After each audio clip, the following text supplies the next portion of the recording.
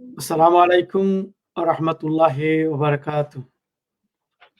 সুপ্রিয় দর্শক, রমজান আল মুবারকের শুভেচ্ছা জানিয়ে ব্রিটিশ বাংলা অনলাইন টেলিভিশনে আমি রয়েছি আপনাদের সাথে আজকে পুরো অনুষ্ঠান জুড়ে। সুপ্রিয় দর্শক, রমজান আল মুবারকের শেষ প্রান্তে এসে আমরা আজকের এই ইসলামিক অনুষ্ঠান সম্প্রচার হচ্ছে সরাসরি British Bangla online television studio থেকে ব্রিটেনের ইসলামিক স্কলারশিপ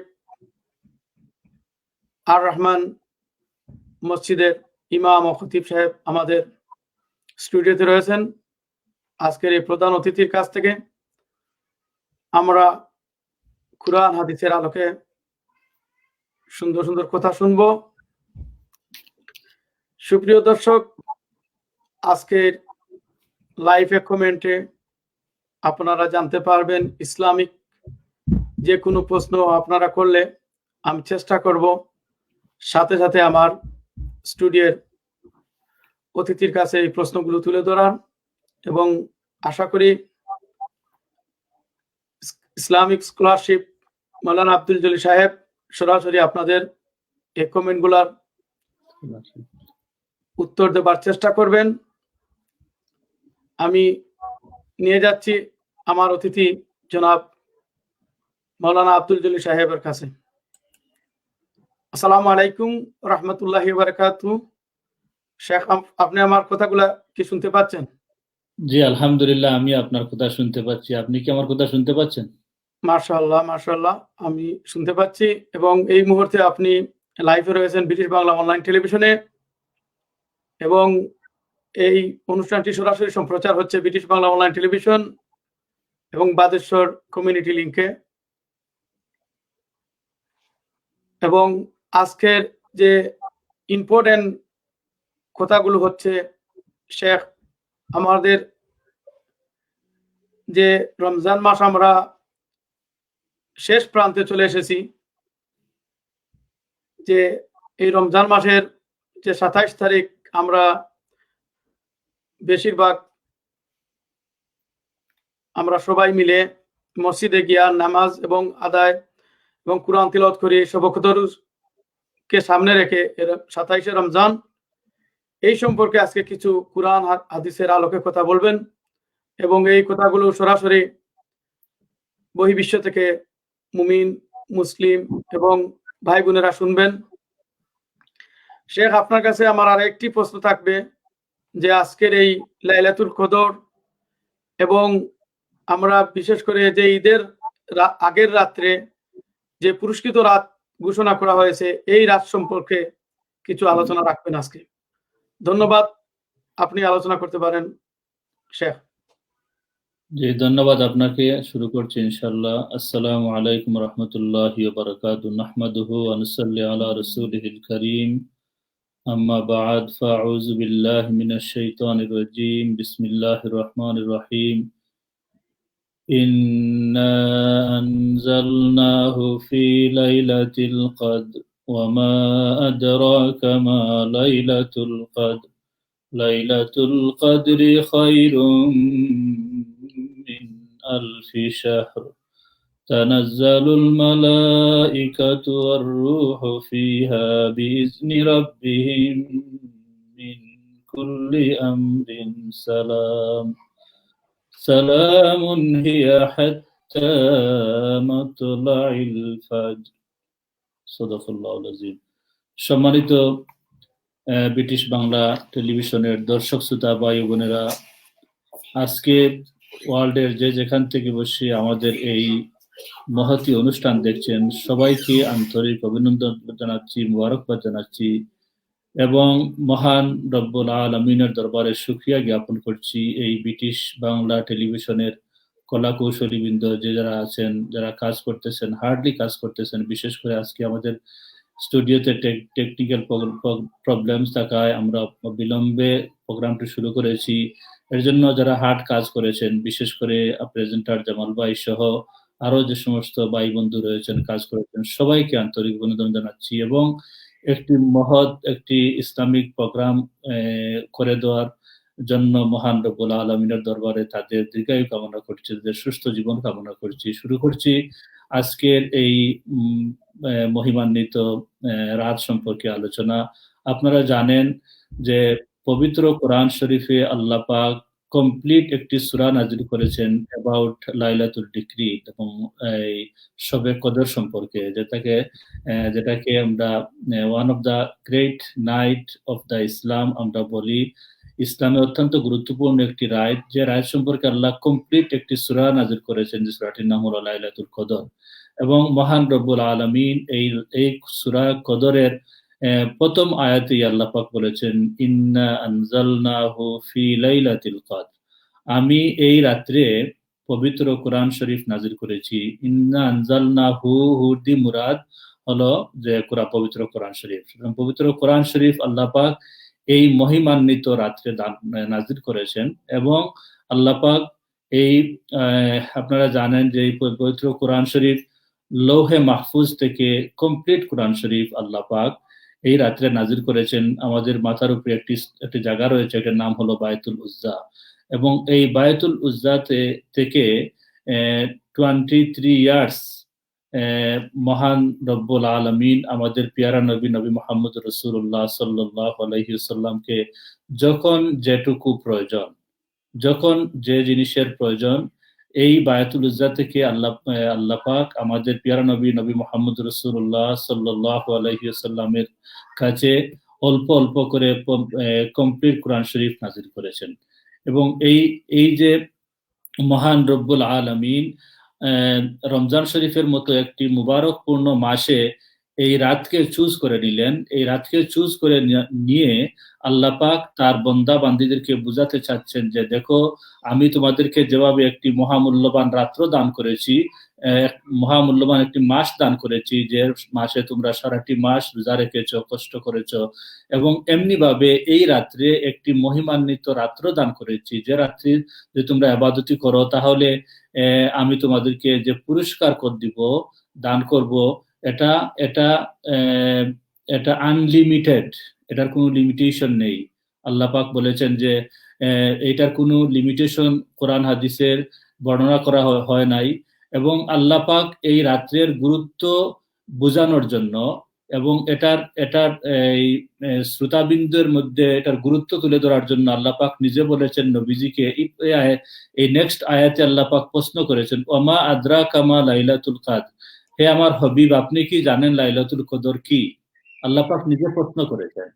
কেন প্রশ্ন করলেন এটার ব্যাখ্যা করেছেন উলামায়ে কেরাম, ইসলামিক স্কলার বৃন্দ, যে এই জিনিসটার গুরুত্ব তুলে ধরার জন্য, এই জিনিসটার কতটুকু ইম্পর্টেন্ট রয়েছে এটার দৃষ্টি আকর্ষণ করার জন্য আল্লাহ পাক নিজে প্রশ্ন করেছেন এবং আবার নিজে আল্লাহ পাক উত্তরও দিয়েছেন। আল্লাহ পাক বলেছেন, ওমা আদরাকা মা লাইলাতুল কদর, আপনি কি জানেন লাইলাতুল কদর কি? এবং আল্লাহ পাক বলেন, লাইলাতুল কদরি খায়রুম মিন আলফি শাহর, লাইলাতুল কদর হলো 1000 মাসের চেয়েও উত্তম একটি রাত্রি। সুবহানাল্লাহ। সুতরাং এই যে আল্লাহ পাক বললেন যে লাইলাতুল কদর হলো 1000 মাসের চেয়ে উত্তম। দেখুন, আমরা বিভিন্ন ভাবে মানুষ আল্লাহ পাকের কাছ থেকে মাফ পাওয়ার জন্য বা চেষ্টা করে থাকে। কেউ কোরআন শরীফ পড়ে, কেউ নফল নামাজ করে, কেউ রোজা রেখে, কেউ অন্য ইবাদতি করে। মানুষ চেষ্টা করে আল্লাহ পাকের কাছ থেকে নাজাত বা মুক্তি পাওয়ার জন্য। কিন্তু এই যে নাজাত বা মুক্তি আমরা যেভাবে চেষ্টা করি না কেন, এটা আমাদের জন্য যথেষ্ট নয়। আল্লাহ পাক অত্যন্ত দয়াশীল আমাদের উপরে, শ্রেষ্ঠ বানার নবী মুহাম্মদ রাসূলুল্লাহ সাল্লাল্লাহু আলাইহি ওয়াসাল্লামের উপরে এবং তার উম্মতের উপরে অত্যন্ত দয়াশীল বিদায় আল্লাহ পাক অত্যন্ত সহজে তার বন্দা বান্দীদের ইবাদতকে কবুল করার জন্য এবং তাদেরকে মাফ করে দেওয়ার জন্য একটি বিশেষ সুযোগ আল্লাহ পাক করে দিয়েছেন। এর সুযোগটি হলো, যদি এই রাতটাকে যদি আমরা লাভ করতে পারি, এই শবে কদর রাতটা যদি আমরা পেয়ে যেতে পারি, তাহলে এক রাত্রের ইবাদতির মাধ্যমে আমরা 1000 মাসের চেয়েও, দ্যাট মিনস 83,000 4 মাস যদি আমরা ইবাদতি করি, এর চেয়েও বেশি সওয়াব আমরা পেয়ে যাব এক রাতকে ইবাদত করার কারণে। সুবহানাল্লাহ। সুতরাং এই যে একটা সুবর্ণ সুযোগ, এই সুবর্ণ সুযোগ আল্লাহ পাক অন্য কোন নবী রাসূলকে এবং তার উম্মতদেরকে দান করেন নাই। একমাত্র শেষ জমানার নবী মুহাম্মদ রাসূলুল্লাহ সাল্লাল্লাহু আলাইহি ওয়াসাল্লাম এবং তার উম্মতদেরকে আমাদেরকে দান করেছেন। সুতরাং এই যে আমরা এই সুবর্ণ সুযোগটি পেলাম, এই সুবর্ণ সুযোগটি পাওয়ার কারণে আমাদের কি করতে হবে?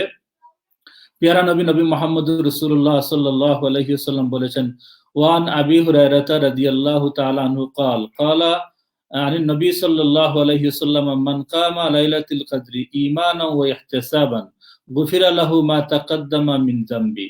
এই হাদিস শরীফটি মুত্তাফাক আলাইহি হাদিস, অত্যন্ত স্ট্রং হাদিস। এটা ইমাম বুখারী রাহমাতুল্লাহ আলাইহি তার বুখারী শরীফে এবং ইমাম মুসলিম রাহমাতুল্লাহ তার মুসলিম শরীফে বর্ণনা করেছেন। এটাকে বলা হয় মুত্তাফাক আলাইহি হাদিস। নবীজি বলেছেন, মান কামা লাইলাতুল কদরি, যে লাইলাতুল কদরে ইবাদতি করবে, ইমানের সাথে ওয়া ইহতিসাবান, সওয়াব লাভ করার উদ্দেশ্যে, গফিরা লাহু মা তাকাদ্দামা মিন যামবি, আল্লাহ পাক তার পিছনের সমস্ত গুনাহকে maaf করে দিবেন। সুবহানাল্লাহ। সুতরাং এই রাত্রে আমরা বুঝলাম, যদি আমরা ইবাদতি করি, আমাদের নিশ্চয় আমাদের সবার ঈমান রয়েছে, আমরা ঈমানদার ব্যক্তি, যেহেতু আমরা আল্লাহ রাসূলের উপরে ঈমান এনেছি এবং আমরা রোজা রাখতেছি, আমরা ইসলামের 5টি স্তম্ভে আমরা বিশ্বাস করি। এই বিশ্বাস যেহেতু আমাদের রয়েছে এবং আল্লাহ পাক বলেছেন, যদি ঈমান ও ইহতিসাবান, ঈমান এবং বিশ্বাসের সাথে যদি তোমরা এই রাত্রে ইবাদতি করো, তাহলে তোমাদের পিছনের গুনাহ খাতা আমি maaf করে দিব। সুবহানাল্লাহ বিহামদি। সুতরাং আমাদেরকে একটি জিনিস খুব সচেতনতার সাথে খেয়াল রাখতে হবে, যে এই রাত্রিটি যাতে আমরা লাভ কোন অবস্থাতে আমরা মিস না করি। যেমন অন্য হাদিস শরীফে পেয়ারা নবী মুহাম্মদ রাসূলুল্লাহ সাল্লাল্লাহু আলাইহি ওয়াসাল্লাম বর্ণনা, আম্মাজান আয়েশা রাদিয়াল্লাহু তাআলা আনহা বর্ণনা করতেছেন, قالت كان رسول الله صلى الله عليه وسلم اذا دخل عشر الاواخر من رمضان احيا الليل كله وايقظ اهله وجدا وشدا مئزارا। নবীজি বলেছেন, ইজা দাখালাল আশরুল আওয়াখিরু মিন রমজান, রমজানের শেষ 10 দিন যখন প্রবেশ করে, তখন আহিয়াল লাইলা কুল্লাহু, নবীজি সমস্ত এই 10 দিন নবীজি সারাটি রাত জেগে থাকতেন। আহিয়াল লাইলা কুল্লাহু, নবীজি এই 10 দিন সব রাত জেগে কাটাইতেন। এবং ও আইকাজা আহলাহু, এবং নবীজি তার পরিবার বৃন্দদেরকে, অর্থাৎ পরিবারের অন্যান্য সদস্যদেরকে নবীজি ডেকে তুলতেন এবং বলতেন যে তোমরা এই শেষ 10 দিনে তোমরা বেশি করে ইবাদত করো।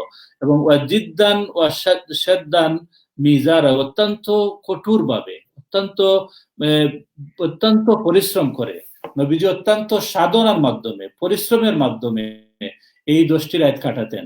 সুতরাং নবীজি not only himself, he didn't do worship Allah subhanahu wa ta'ala, he wake up his all family members and he will tell them they wake up and do worship Allah subhanahu wa ta'ala. This very good opportunity we are passing, so we have to do more ibadati in these 10 days, then we will get the Laylatul Qadr. If we get the Laylatul Qadr, Allah subhanahu wa ta'ala gave us more than 1000 months. Subhanallah. সুতরাং এই লাইলাতুল কদরটা যাতে আমাদের জীবনে আমরা কেউ miss না করি, আমরা সবাই এই 10 দিন জেগে থাকবো এবং নবীজি অত্যন্ত কঠোর পরিশ্রম করে, নবীজি বলেছেন জিদ্দান ওয়াশাদ্দান মিজারা, অত্যন্ত পরিশ্রম করে, কষ্ট করে নবীজি এই রাতগুলা কাটাইতেন এবং ইবাদত করতেন, আল্লাহর ইবাদতে মশগুল থাকতেন এবং আল্লাহর কাছে মাফি চাইতেন। সুতরাং ঠিক এমনি ভাবে আমরা পেয়ারা নবী মুহাম্মদ রাসূলুল্লাহ সাল্লাল্লাহু আলাইহি ওয়াসাল্লামের উম্মত, আমরা নবীজিকে ফলো করব, নবীজিকে অনুসরণ করব এবং এই 10টি রাতের কোন একটি রাত আমরা মিস করব না। বিশেষ করে বেজোড় রাত যেগুলা রয়েছে, যেমন মনে করেন 21 তারিখ, 20 তারিখ থেকে শুরু করে আমরা 21 তারিখের রাত, 23 তারিখের রাত, 25 তারিখের রাত এবং 27 তারিখের রাত, 29 তারিখের রাত, এই যে 6টি বেজুর রাত রয়েছে, 5টি বেজুর রাত রয়েছে, এই 5টি বেজুর রাত্রে আমরা বেশি বেশি করে ইবাদতি করব। আমরা কি ইবাদতি করব? আমরা নফল নামাজ পড়ব, যতটুকু পারি আমরা, যতটুকু সম্ভব আমাদের দ্বারা সম্ভব আমরা নফল নামাজ পড়ব। আমরা কোরআন শরীফের তিলাওয়াত করব, যেহেতু এটা নুজুলে কোরআনের রাত্র, এই রাত্রে কোরআন শরীফ নাজিল হয়েছে এবং এই মাসে কোরআন শরীফ নাজিল হয়েছে, সুতরাং বেশি বেশি কোরআন শরীফ তিলাওয়াত করব। আমরা বেশি বেশি করে ইস্তিগফার শরীফ পড়ব এবং আমরা দোয়া করব আল্লাহর কাছে। যেমন আল্লাহ পাক বলেছেন যে তানাজ্জালুল মালাইকাতু ওয়ার রূহ, এই রাত্রে আল্লাহ পাক তানাজ্জালুল মালাইকা অর্থাৎ ফেরেশতাদেরকে অবতীর্ণ করেন, ওয়ার রূহ এবং জিবরিল আমিনকে অবতীর্ণ করেন। এই আয়াতে করিমার ব্যাখ্যার মধ্যে লেখা হয়েছে যে পিয়ারা নবী মুহাম্মদুর রাসূলুল্লাহ সাল্লাল্লাহু আলাইহি ওয়াসাল্লাম বলেছেন আল্লাহ পাক এই সমস্ত ফেরেশতাদেরকে, বিশেষ করে 7 আসমান থেকে আল্লাহ পাক ফেরেশতাদেরকে আদেশ করেন যে আজকে তোমরা দুনিয়াতে যাও, দুনিয়াতে গিয়ে নামো এবং ওয়ার রূহ জিবরিল আলাইহিস সালাম 4টি পতাকা নিয়ে, নূরের পতাকা নিয়ে তিনি আসমান থেকে অবতীর্ণ হন। এই 4টি পতাকার মধ্যে একটি পতাকা তিনি উত্তোলন করেন বায়তুল্লাহ শরীফের উপরে, 2 নম্বর পতাকা তিনি উত্তোলন করেন রোজায়ে পিয়ারা নবী মুহাম্মদুর রাসূলুল্লাহ সাল্লাল্লাহু আলাইহি ওয়াসাল্লাম রোজায়ে আতরের উপরে একটি পতাকা তিনি উত্তোলন করেন, আরেকটি পতাকা তিনি উত্তোলন করেন বায়তুল মুকদ্দিস মসজিদের উপরে এবং আরেকটি পতাকা তিনি উত্তোলন করেন তুরে সিনার মসজিদের উপরে। এই 4টি মসজিদের উপরে 4টি পতাকা গড়ে 4টি স্টেশন করে, এই 4টি স্টেশন থেকে গ্রুপ গ্রুপ হয়ে ফেরেশতারা অল ওভার দা ওয়ার্ল্ড সমস্ত মুমিন মুসলমানের ঘরে তারা গিয়ে পৌঁছে যান এবং গিয়া দেখেন যে কোন আল্লাহর মুমিন বন্দা এবং বান্দি, ইমানদার বন্দা, believers person, those who are believe Allah subhanahu wa ta'ala and they are doing the worship of Allah subhanahu wa ta'ala, the angel will meet with them.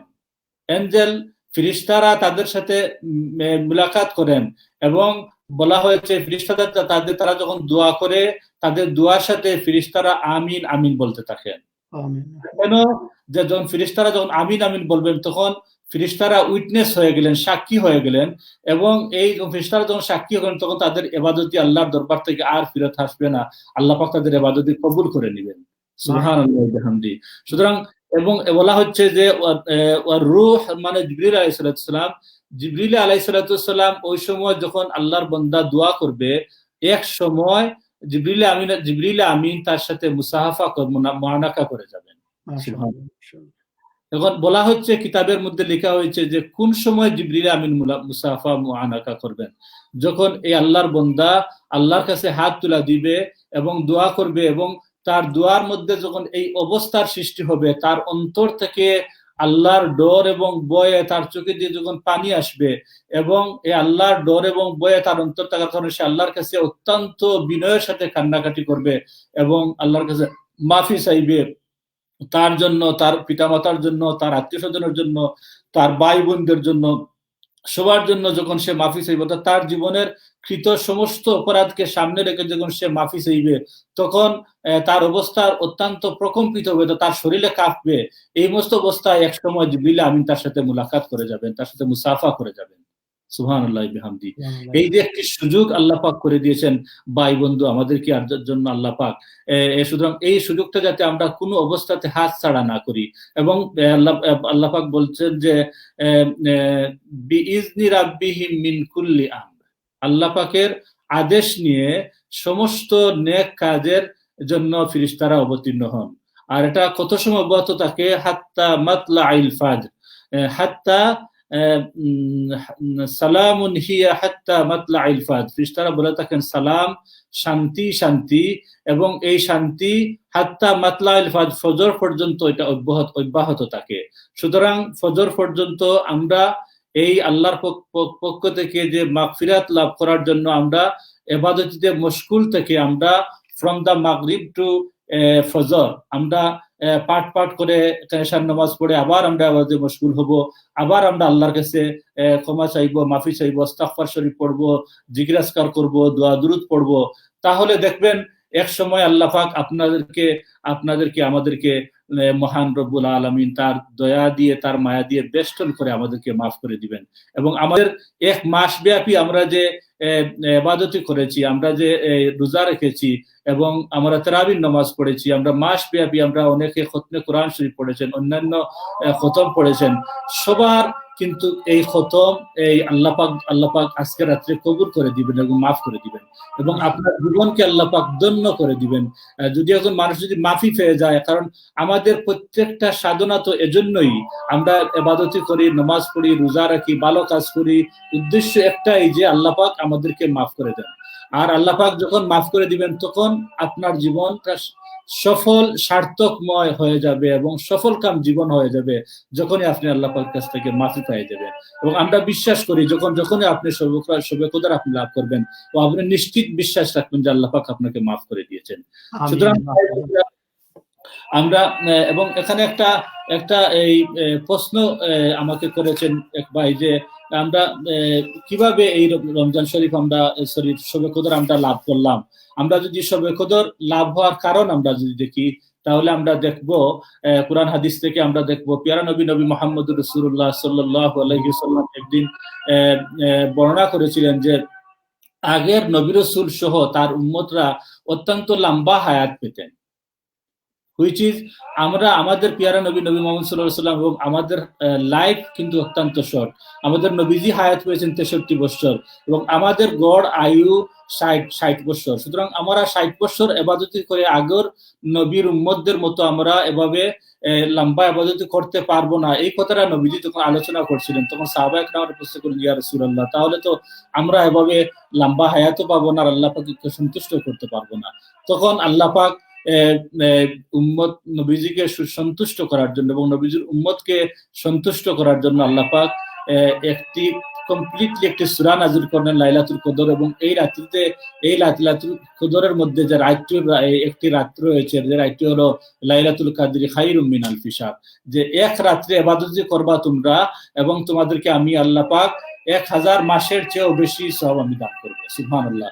তখন এবং অন্য হাদিস শরীফে পিয়ারা নবী মুহাম্মদুর রাসূলুল্লাহ সাল্লাল্লাহু আলাইহি ওয়াসাল্লাম আগের 60 জন নবীর কথা উল্লেখ করে বলেছিলেন যে নবী আইয়ুব আলাইহিস সালাম, নবী হিজকিল আলাইহিস সালাম এবং নবী ইউসা ইবনে নূন আলাইহিস সালাম এবং জাকারিয়া আলাইহিস সালাম, তারা 1080 বছর আল্লাহর ইবাদত করেছেন, চকুর পলকটা পর্যন্ত তারা মারে নাই। এভাবে তারা আল্লাহর ইবাদত করেছেন, এত কঠিন ভাবে আল্লাহর ইবাদত করেছেন, আত্মনিয়োগ করেছেন ইবাদতে। যখন এই কথাটা পিয়ারা নবী সাল্লাল্লাহু আলাইহি ওয়াসাল্লামের কাছ থেকে যখন সাহাবায়ে কেরামরা শুনলেন, তখন বললেন যে ইয়া রাসূলুল্লাহ, তাহলে তো আমরা তাদের মতো হতে পারবো না, এভাবে লম্বা হায়াত যেহেতু পাবো না, তাহলে আমরা এত লম্বা ইবাদত করতে পারবো না। তখন আল্লাহ পাক শ্রেষ্ঠ বানার নবী সহ তার উম্মতদেরকে সন্তুষ্ট করার জন্য আল্লাহ পাক একটি রাত্র দান করেছেন, এই রাতটি হলো লাইলাতুল কদর। এবং এই রাত্রে যদি আমরা ইবাদত করতে পারি তাহলে আমরা 1000 মাসের চেয়েও বেশি ইবাদতের সওয়াব আমরা পেয়ে যাব। সুবহানাল্লাহি বিহামদি। এবং আপনারা শুনলে খুশি হবেন যে বাদশাহ সুলাইমান আলাইহিস সালাম এবং বাদশাহ যুলকারনাইন, তাদেরকে আল্লাহ পাক ক্ষমতা দিয়েছিলেন, তারা 500 মাস আস্থা পৃথিবী রুল করেছিলেন। বাদশাহ সুলাইমান 500 মাস আস্থা পৃথিবী রুল করেছিলেন এবং বাদশাহ যুলকারনাইন 500 মাস আস্থা পৃথিবী রুল করেছিলেন। এই দুই বাদশার 500 করে 1000 মাস হয়। 1000 মাস দুই বাদশা মিলে 1000 মাস আস্থা পৃথিবী রুল করেছিলেন। ঠিক তেমনি ভাবে আমরা যদি দুই বাদশার যোগফলের সমান ইবাদতের সওয়াব আমরা এর চেয়ে বেশি পেয়ে যাবো যদি আমরা এক রাত আল্লাহর ইবাদত করি বেশি করে। তাহলে আমরা দেখলাম যে আমরা এই এক রাত্রে ইবাদতের মাধ্যমে দুই বাদশার যোগফলের সমান সওয়াবের অধিকারী আমরা হয়ে যাচ্ছি। সুতরাং ভাই বন্ধুরা, আমার লাইভ টিভি প্রোগ্রাম যে যেখান থেকে দেখছেন সবাইকে আমি অনুরোধ করব যে এই যে কয়েকটি রাত রয়েছে, এই রাতগুলো যাতে আমরা কোনো অবস্থাতে মিস করি না। লাইলাতুল বরাত 27 তারিখ হবে। এর পক্ষে আমাদের উলামায়ে কেরাম কিছু মতামত পেশ করেছেন এবং কিছু উলামায়ে কেরাম বলেছেন যে যেহেতু নবীজি বলেছেন 10 তারিখ থেকে তোমরা 30 তারিখ বা 29 তারিখ পর্যন্ত তালাশ করো, সুতরাং দুটা রওয়ায়াতের মধ্যে সামঞ্জস্য রয়েছে। যেমন একটি 27 তারিখ হওয়ার পক্ষে একটি হাদিস যদি আমি বলি তাহলে আপনারা খুশি হবেন। যেমন উমর রাদিয়াল্লাহু তাআলা আনহুর যুগে তিনি বিজ্ঞ সাহাবা একরামদেরকে নিয়ে একটি মশওয়ারা, একটা পরামর্শ সভা করেছিলেন, বলেছিলেন যে আসো দেখি আমরা একটা পরামর্শ করি যে শবে কদর কোন রাত্রে হবে। তখন সাহাবা একরামরা বিভিন্ন বিভিন্ন ওপিনিয়ন দিয়েছিলেন এবং এই মজলিসের মধ্যে আব্দুল্লাহ ইবনে আব্বাস রাদিয়াল্লাহু তাআলা আনহু তিনি উপস্থিত ছিলেন এবং তিনি সবার ছোট ছিলেন। শেষ পর্যন্ত ওমর রাদিয়াল্লাহু তাআলা আনহু উনাকে বললেন যে তুমি দেখি একটা মতামত পেশ করো যে তোমার মত কি এই ব্যাপারে। তিনি একটি যুক্তি দিয়ে বলেছিলেন আব্দুল্লাহ ইবনে আব্বাস রাদিয়াল্লাহু তাআলা আনহু যে দেখেন যে আল্লাহ পাক সৃষ্টি করেছেন 7 আসমান, আল্লাহ পাক সৃষ্টি করেছেন 7 জমিন, আল্লাহ পাক সৃষ্টি করেছেন 7 দিন। সুতরাং এই 7 দিনের মধ্যে 7কে যদি আমরা 3 দিয়ে যদি এবং এই সূরা কদরের মধ্যে আল্লাহ পাক কদর শব্দটি 3 বার উল্লেখ করেছেন। সুতরাং 3কে যদি 7 দিয়ে যদি গুণ করা হয় তাহলে এটা হয় 3 নং 27। সুতরাং 27এই শবে কদর হওয়ার সম্ভাবনা বেশি। এর জন্য তিনি এই মতামত পেশ করেছেন। উলামায়ে কেরামরা কেউ কেউ এই মত গ্রহণ করেছেন এবং কেউ কেউ বেশি বলেছেন যে না, যেহেতু পিয়ারা নবী মুহাম্মদুর রাসূলুল্লাহ সাল্লাল্লাহু আলাইহি ওয়াসাল্লামকে আল্লাহ পাক দিয়েছিলেন যে শবে কদর কোন দিন হবে এবং নবীজি এই কথাটি বলার জন্য এসেছিলেন, বের হয়েছিলেন আয়েশা হুজরা মুবারক থেকে। বেরে দেখলেন যে 2 জন সাহাবী ঝগড়াঝাটি করতেছেন এবং তাদের ঝগড়াঝাটি মনোনিবেশ দিয়ে দিলেন এবং আল্লাহ পাক নবীজির মন থেকে নির্দিষ্ট তারিখটি উঠে নিয়ে গেছেন। এবং বুখারী শরীফে বলা হচ্ছে যে নবীজির ইয়াদ থেকে আল্লাহ পাক এটা উঠাইয়ে নিয়ে এটা উম্মতের জন্য মঙ্গল করে দিয়েছেন। যে কেন মঙ্গল করে দিয়েছেন, নতুবা কিছু সংখ্যক আমাদের মতো গাফিল মানুষ যারা আমরা ওই 27 তারিখের অপেক্ষা করে বসে থাকতাম, আমরা আর কি ইবাদতি করতাম না অন্য দিনে। যদি এভাবে হতো যে সবাই এই রাত্রের অপেক্ষা করে সবাই বসে থাকতো যে এক রাত্রে আমরা ইবাদতি করি 1000 মাসের চেয়ে বেশি সওয়াব পেয়ে যাব, তাহলে আমরা ইবাদতি কেন করব? এই কথাটা দেখেন আমার আল্লাহ কি সুখ, আল্লাহ যে মহাজ্ঞানী, আল্লাহ যে বিজ্ঞানময়, এটার একটা প্রমাণ। আল্লাহ পাক এটা উঠাইয়া নিয়েছেন নবীজির ইয়াদ থেকে এবং আমাদের জন্য বেশি ইবাদতি করার সুযোগ করে দিয়েছেন। যেভাবে নবীজি বলেছেন জিদ্দান ওয়া শাদ্দান ওয়াল মিজার, নবীজি অত্যন্ত পরিশ্রম করতেন এই 7 দিন, এই 10 দিনে। সুতরাং এই 10 দিনে আমরা যদি পরিশ্রম করি, আমরা যদি কষ্ট করি, তাহলে আমরা তো সারাটা বছর ঘুমাইয়া কাটাই, তাহলে 10টা দিন কি আমরা 10টা রাত কি আমরা পরিশ্রম করতে পারবো না, উজাগরি করতে পারবো না? আমাদের জীবনের এই মঙ্গলের জন্য, আমাদের জীবনের উন্নতির জন্য আল্লাহ পাক যে একটা সুমহান, একটা সুউচ্চ মর্যাদা সম্পূর্ণ রায় দান করলেন, এটা যদি আমরা কষ্ট ছাড়া যদি আমরা লাভ করে নিই তো এটার গুরুত্ব বোঝা যাবে না। সুতরাং আমাদেরকে পরিশ্রম করতে হবে, যেভাবে নবীজি পরিশ্রম করেছেন, নবীজির উম্মত হিসেবে আমাদেরকে পরিশ্রম করতে হবে এবং এটা নবীজির জন্য, নবীজির জেহেন থেকে উঠায় নিয়ে আমাদের জন্য আল্লাহ পাক মঙ্গল করে দিয়েছেন। এবং আমরা যে বেশি বেশি করে আল্লাহর ইবাদত করব, কাল কিয়ামতের ময়দানে আমাদের position will get the high position in paradise inshallah for the we doing the more ibadati, that because Allah subhanahu wa ta'ala will give us the high position, high rank in paradise. So আমি request করব আমাদের দর্শক শ্রোতা ভাই বন্ধুরা যে যেখানে আছেন সবাই আপনারা বেশি বেশি করে ইবাদত করবেন। এবং আমার প্রেজেন্টার ভাই জামাল ভাই আমাকে বলেছিলেন যে প্রোগ্রামের শেষে এসে আপনি অ্যাবাউট ঈদ উল ফিতর সম্পর্কে তুলা আলোচনা করবেন। আমি ঈদ উল ফিতরে তুলা আলোচনা করতে যাচ্ছি। আশা করি আমার দর্শক ভাই বন্ধুরা খুশি হয়েছেন, যেহেতু আল্লাহ পাক আমাদেরকে রমজান শরীফ দান করে, রমজান শরীফে যে সমস্ত নিয়ামত দান করেছিলেন, এই মনে রাখবেন এই নিয়ামত গুলোর মধ্যে একটি উল্লেখযোগ্য নিয়ামত হলো আমরা এই তারাবির নামাজ পড়েছি, আমরা ইফতার করেছি, আমরা সেহরি খেয়েছি এবং আমরা শেষ পর্যায়ে এসে আপনারা জানেন যে রমজান শরীফকে আল্লাহ পাক 3 ভাগে ভাগ করে দিয়েছেন। প্রথম ভাগ হলো রাহমা, আউয়ালুহু রাহমাতুন ও আওসাতুহু মাগফিরাতুন ও আখিরুহু ইতকুম মিনান নার। আল্লাহ পাক প্রথম 10 দিন আমাদেরকে অসংখ্য গণিত রহমত নিয়ামত দিয়ে ভরপুর করে দিয়েছেন। আল্লাহ পাক মধ্যমের 10 দিন আল্লাহ পাক আমাদেরকে আমভাবে মাফ করে দিয়েছেন। সবাই যেভাবে মাফ লাভ করতে পারছে চাইছে আল্লাহ পাক মাফ করে দিয়েছেন। এবং শেষ 10 দিনে আল্লাহ পাক ঘোষণা করেছেন those who are selected will go to the hell, that person if do repentance to Allah subhanahu wa ta'ala, Allah will accept our repentance. যে সমস্ত বন্দাবান্দিরা এই দুজখের যাওয়ার জন্য নির্ধারিত হয়ে গেছে, এই সমস্ত বন্দারাও যদি শেষ 10 দিনের তওবা করে আল্লাহ পাক তাদেরকে মাফ করে দিবেন। সুতরাং এই হলো অত্যন্ত মূল্যবান একটি মহিমান্বিত রায় এই শেষ 10 দিনের মধ্যে রয়েছে। যত গুনাহগার বান্দা হোক না কেন, আল্লাহ পাক খালিস তওবা করে যখন মাফি চাইবে, আল্লাহ পাক তাকে মাফ করে দিয়ে তাকে ধন্য করে দিবেন। সুতরাং এই 10 দিন হলো ইতকুম মিনান নার, দুজখ থেকে মাফি পাওয়ার রাত। সুতরাং দুজখী বন্দারাও এই দিন মাফি পেয়ে যাবেন। সুতরাং এই যে সুবর্ণ সুযোগ আমরা যাতে কোনো অবস্থায় আমরা হাতছাড়া করি না। এবং আপনারা জানেন যে আল্লাহ পাক মুমিন মুসলমানদেরকে বৎসরে 2টি অত্যন্ত মূল্যবান দিন এবং রাত্র দান করেছেন। বলেছেন যে বৎসরের 5টি রাত্র হলো ইম্পর্টেন্ট রাত, এর মধ্যে 5টি রাত্রের মধ্যে 2টি রাত হলো ঈদুল ফিতরের রাত এবং ঈদুল আজহার রাত। ঈদুল ফিতরের রাত, যেটা রাত আমাদের সম্মুখে আসতে, সেটা হলো ঈদুল ফিতরের রাত। এই রাত্রে আমরা বেশি বেশি করে আল্লাহর ইবাদত করব, তাহলে আল্লাহ পাক আমাদেরকে মাফ করে দিবেন। এবং দিনের বেলা যখন আমরা ঈদগায় যাই, যখন ঈদগায় যাওয়ার পরে আল্লাহ পাক এখানে একটা হাদিস শরীফ নিয়েছেন, অত্যন্ত গুরুত্বপূর্ণ হাদিস। ঈদগায় যাওয়ার পরে আল্লাহ পাক ফিরিস্তাদেরকে বলেন যে, হে ফিরিস্তারা, তোমরা বলো তো দেখি, যদি কোনো ব্যক্তিকে নির্দিষ্ট একটি দায়িত্ব দেওয়া হয়, আর এই ব্যক্তি যদি তার দায়িত্ব সঠিকভাবে পালন করে, তাহলে তাকে কি বদলা দেওয়া হয়? তখন ফিরিস্তারা বললেন যে, আল্লাহ, এই ব্যক্তি তার সঠিক উজরত বা বদলা পাওয়ার যোগ্যতা সে রাখে। তখন আল্লাহ পাক বলেন, দেখো, আমার বান্দাকে আমি 1 মাস রোজা দান করেছিলাম, সে কমপ্লিট মাস রোজা রেখেছে এবং আমার ইবাদতি করেছে, আমার বন্দেগী করেছে, আমার নৈকট্য লাভ করেছে, আজকে ঈদের ময়দানে এসেছে, আজকে তাকে আমি মাফ করে দিলাম। সুবহানাল্লাহি বিহামদি। সুতরাং ভাই বন্ধুরা, এই বছর তো আমরা প্যান্ডামিকের কারণে ঈদের নামাজ পড়তে পারবো না, ঈদে যেতে পারবো না। মনে রাখবেন, আমি ইদানিং শুনেছি যে কেউ বলতেছেন ঈদের নামাজ ঘরে পড়ে নিবেন। না, ঈদের নামাজ ঘরে পড়ার কোনো মাসআলা নেই। সাবধান থাকবেন আপনারা।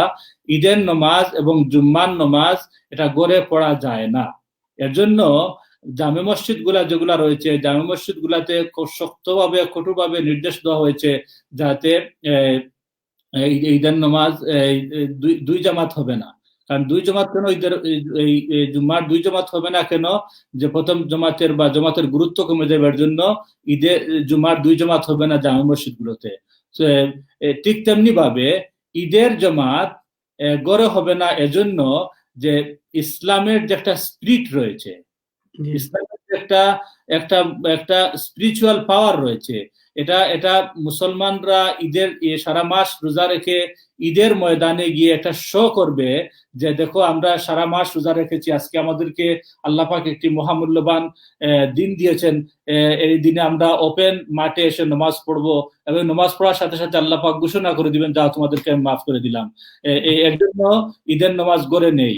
এখন যদি আমরা গড়ে ঈদের নামাজ যেহেতু নেই, তাহলে এই প্যান্ডামিকের কারণে যেহেতু ঈদের নামাজ নেই, তাহলে আমরা কি করব? আমরা গড়ে ফিউ রাকাত, 2 রাকাত অথবা 4 রাকাত আমরা নফল নামাজ পড়ে নিব।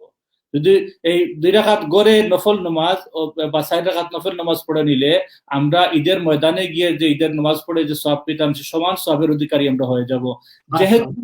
যেহেতু আমরা এটা গড়ে কেন করতেছি যে বাইরে যাওয়া যাচ্ছে না লকডাউনের কারণে, সরকারের নির্দেশ রয়েছে। সরকার কেন নির্দেশ দিয়েছেন? এটা আমাদের সেভের জন্য, আমাদের জীবন বাঁচানোর জন্য সরকার নির্দেশ দিয়েছেন। সুতরাং সরকারের আইনকে আমরা রেসপেক্ট করতে, we do respect the law of government because they thinking about our life, how we can save the people life. That because government did the lockdown all over the world, that because we should respect them in our own country where we is living.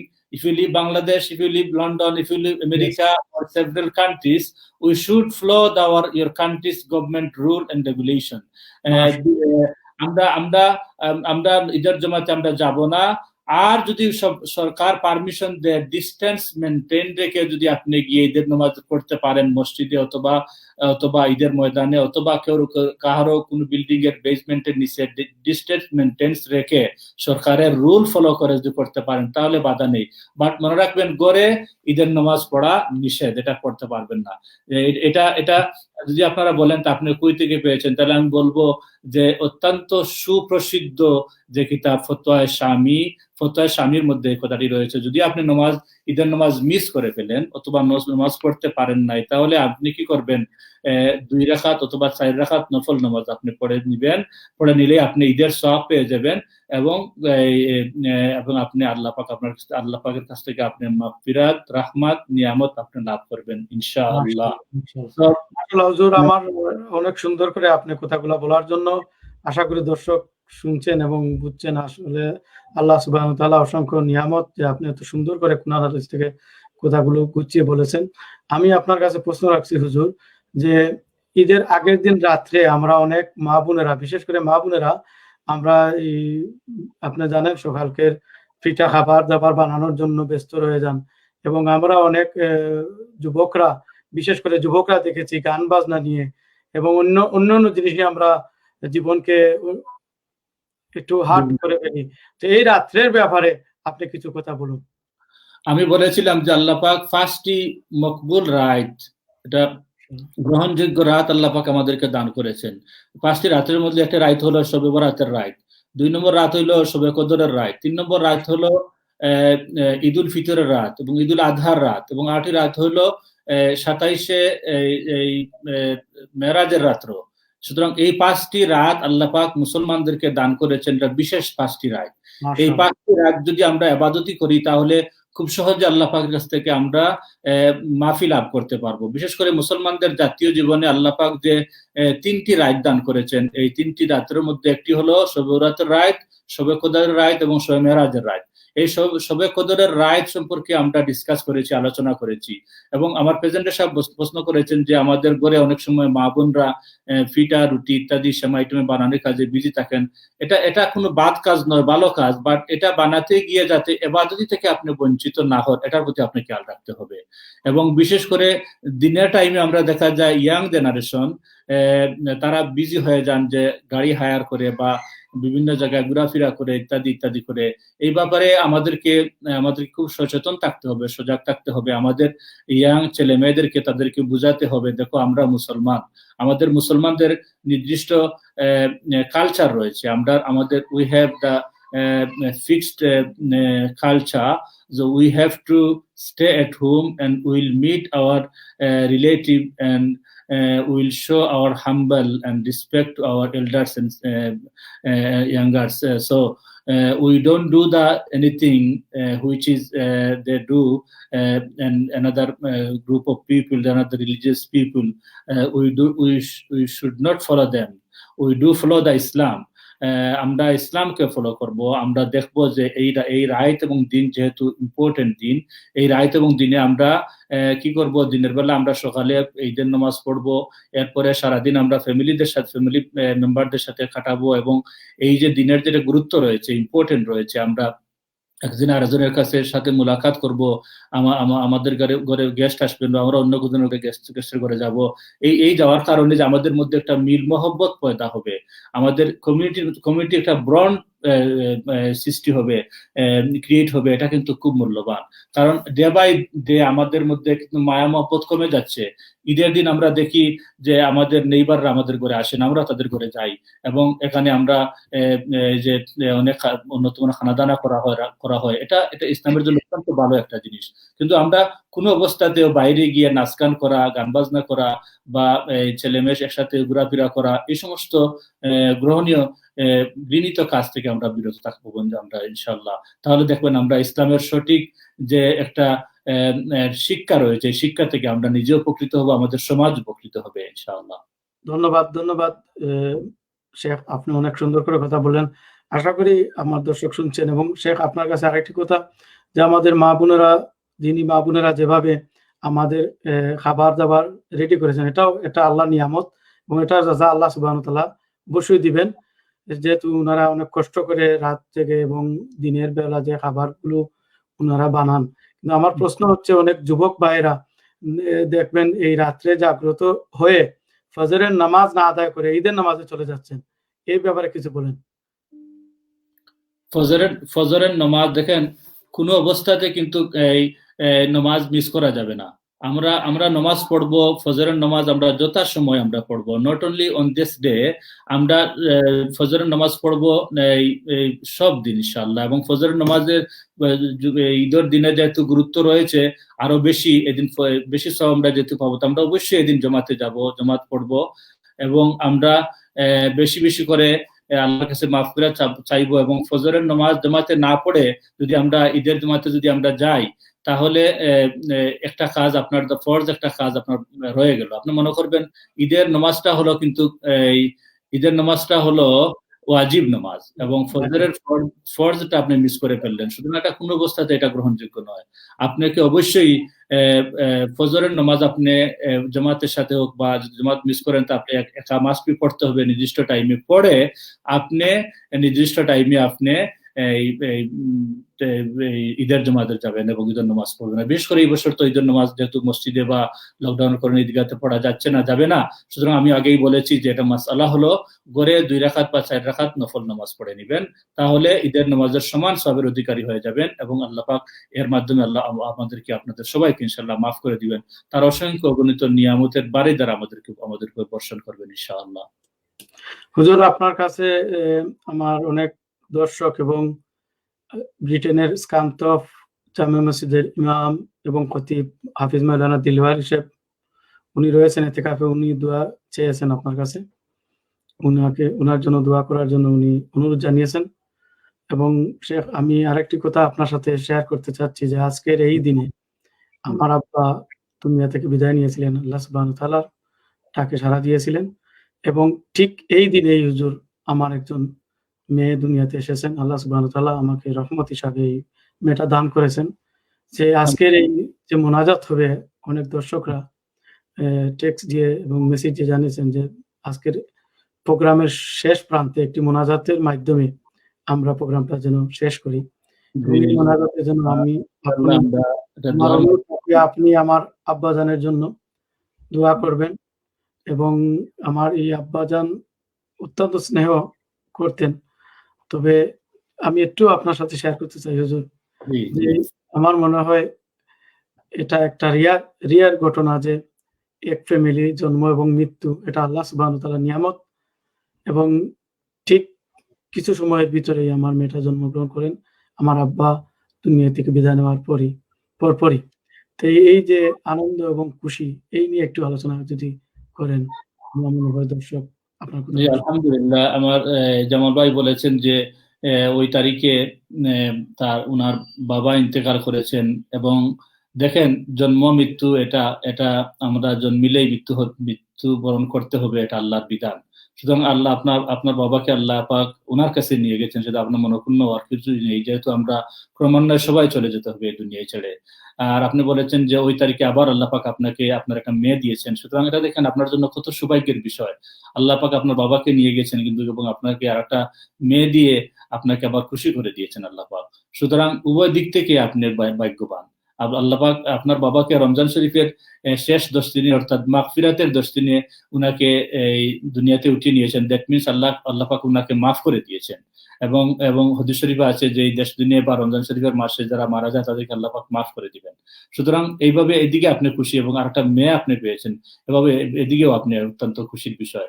সুতরাং আল্লাহ পাক আমরা দোয়া করব, আল্লাহ পাক আপনার বাবাকে জান্নাতুল ফেরদাউস নসিব করেন, এবং আপনার মেয়েকে আপনার আল্লাহ পাক শান্তির জীবন তাকে দান করেন। আমরা দোয়া করবো ইনশাআল্লাহ। এবং আরো যারা স্কান্তপ শো ওয়ার্ল্ডের যে যেখান থেকে দেখছেন, সবাই আমাদের দোয়া শরীক হবেন আমরা আশা করি। বিশেষ করে হাফিজ মৌলানা ইমাম সাহেব দেওয়াল হোসেন সাহেব দোয়া চেয়েছেন, তিনি ইতিকাফ রয়েছেন, ইতিকাফের মধ্যে আমাদের জন্য দোয়া করবেন, আমরাও তার জন্য দোয়া করবো ইনশাআল্লাহ।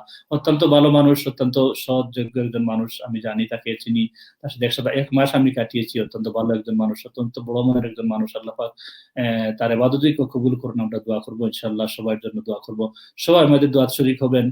আমরা এখন দোয়াতে চলে যাব। বিশেষ করে আমি ব্রিটিশ বাংলার কলা কৌশলী যারা অত্যন্ত হার্ড ওয়ার্ক করেছেন, অনেক সময় আমাকে স্টুডিওতে বসিয়ে রাখে, আমাকে প্রায় ঘন্টা খানিক তারা এই টেকনিক্যাল কাজ করে এই জিনিসটাকে রিস্টার্ট করেছেন এবং আবার প্রোগ্রামটা বিশ্বের মানুষ দেখতে পেরেছে।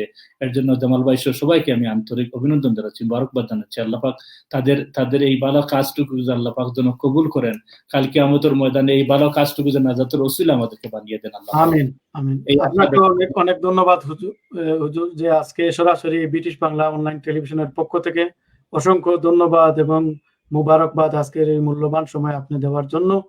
আশা করি আমার দর্শক উপকৃত হবেন এবং আপনার কথাগুলা আমল করার চেষ্টা করবেন।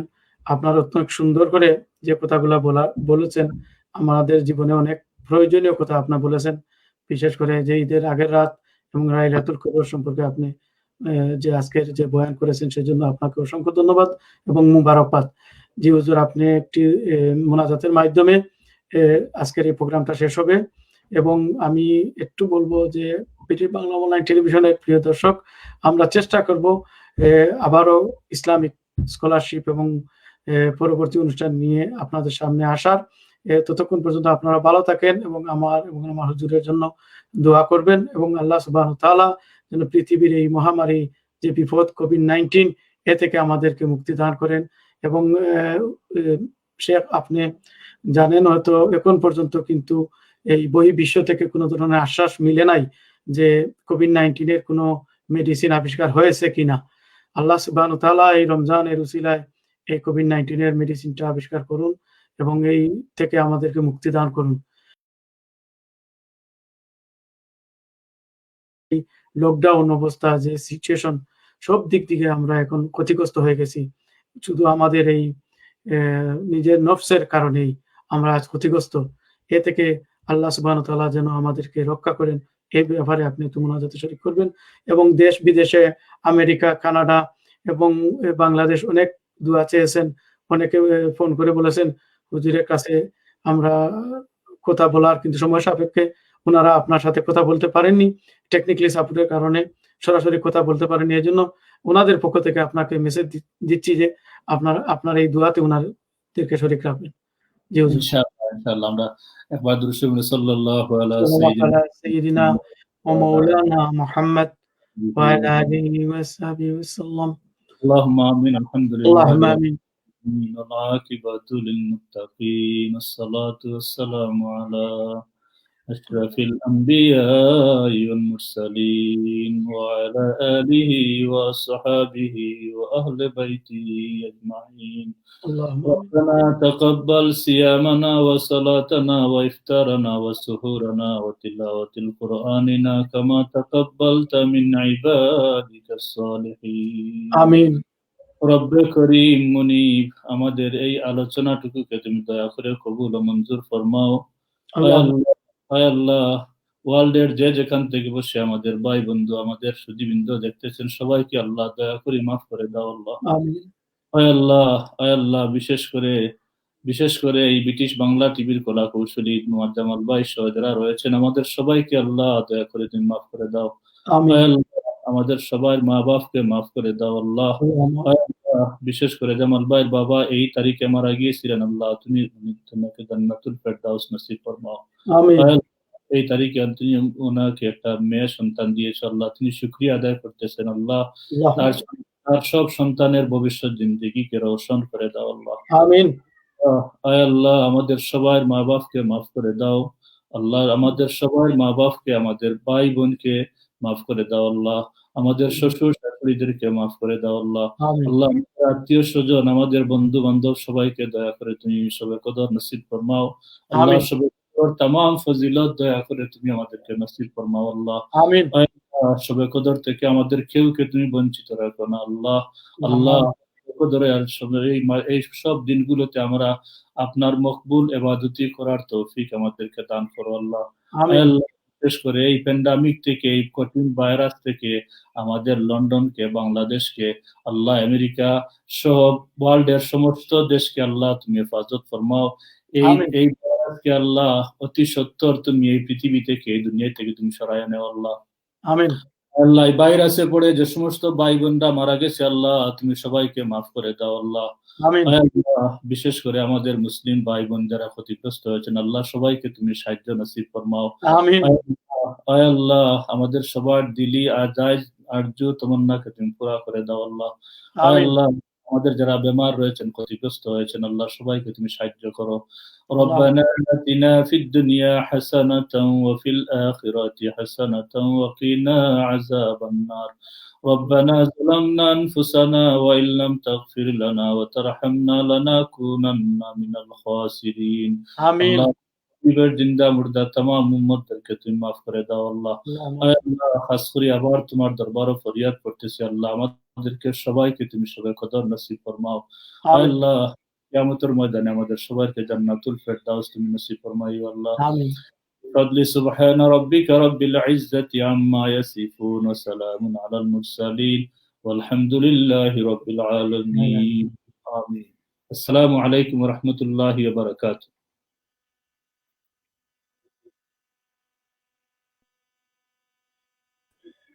ধন্যবাদ।